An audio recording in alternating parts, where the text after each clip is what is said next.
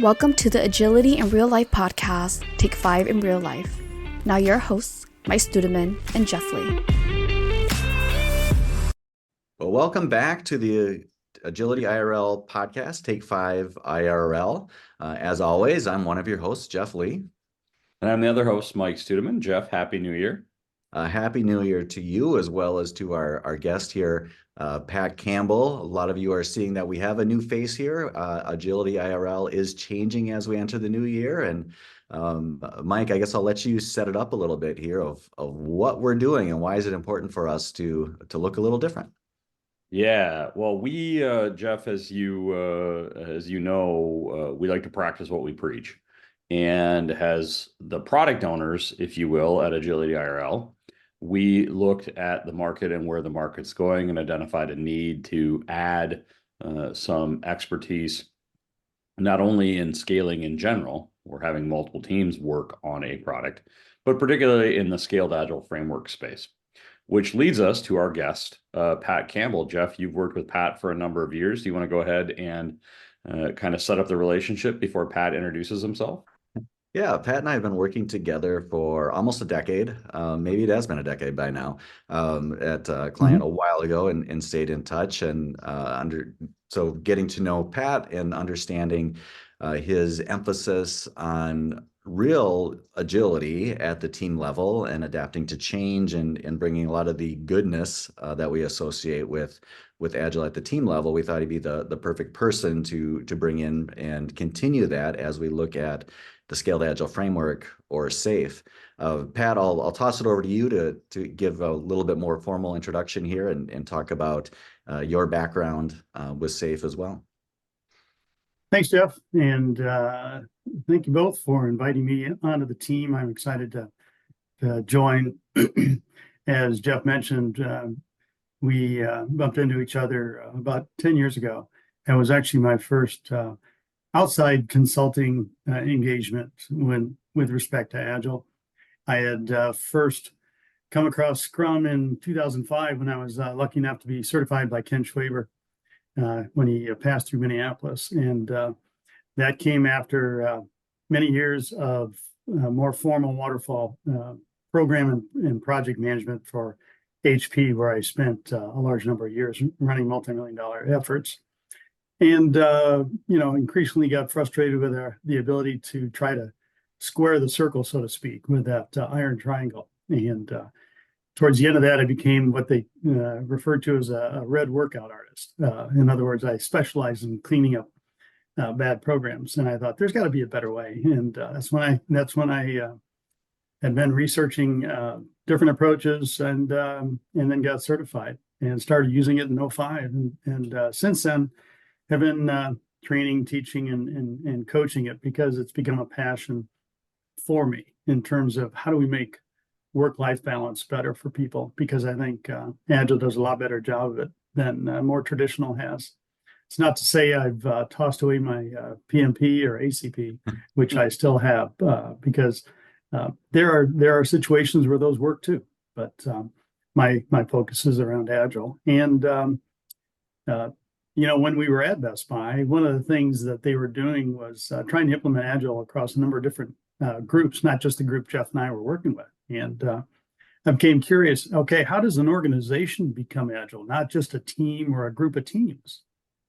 And at the time, there wasn't much, but SAFe was out there early. I think they had started 2 years before that, trying to figure out how do we implement organizational or business agility. They're now referring to it as business agility. And so they had some concepts and some approaches, really what they call a framework on ways to extend that agility above the team level so that teams weren't being prevented from being agile, as sometimes they often are, because of just simply the culture and the processes that are set up from an accounting perspective, from an HR perspective.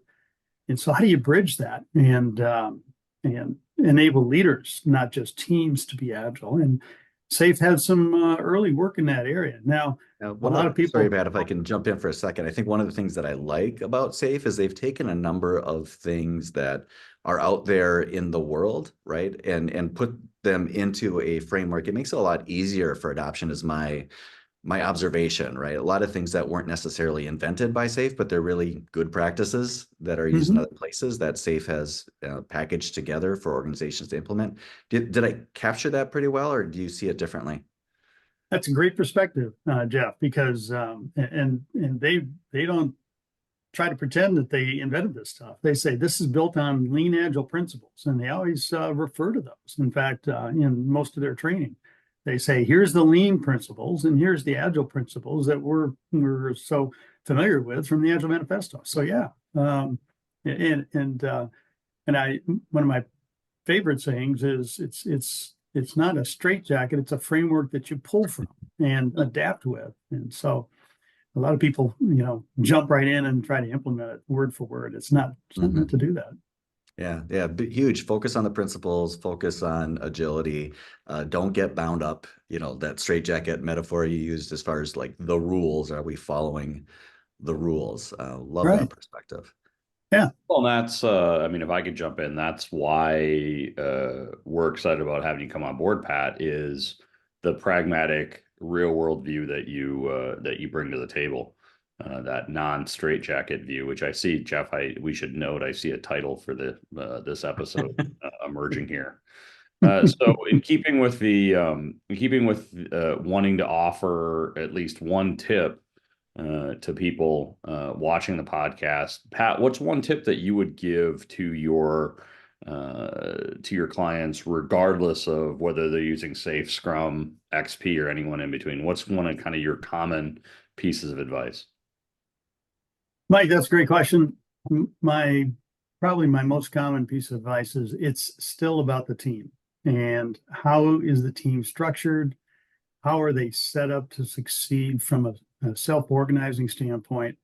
How are they taught and trained, from a flow standpoint to smoothly flow results every sprint or every cadence, whatever it is?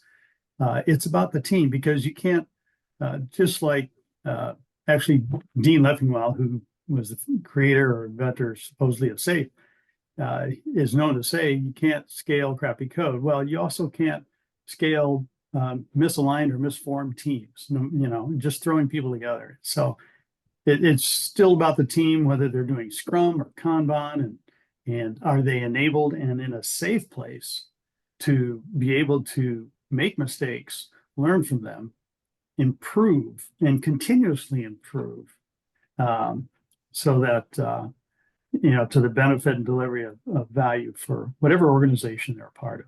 It's still about the team. And that's why I'm still focused on Scrum, still focused on how do we enable those teams? And then from there, you can figure out, okay, how do we make it work in an organizational standpoint? Fantastic. And I see more episode titles emerging right there. It's still about the team. I heard you say safe place and you didn't even wink when you said that. So it was, we do like to use these safe puns all the time. It's our humor. So anyway, so Pat, super excited to have you on board. For those of you listening, we will definitely be diving into different aspects of SAFe over time. And I also want to make sure everyone understands Pat is not a one-trick pony with SAFe. Pat is an agilist at his core, and will be doing a lot of things with us, not only in that SAFe realm. So with that, thanks for joining us again for another episode here of the Take5IRL podcast. Thanks, everybody. Welcome, Pat. Thank you, guys. Thank you for joining us on this episode of the Take5IRL podcast. If you like it, please go ahead and share it with someone, as well as like and subscribe on your favorite podcast platform. We are available on Apple Podcasts, Spotify, and YouTube. Also, leave us a comment or a suggestion for a future episode. Again, thanks for listening, and we look forward to you joining us next time on the Take5IRL podcast.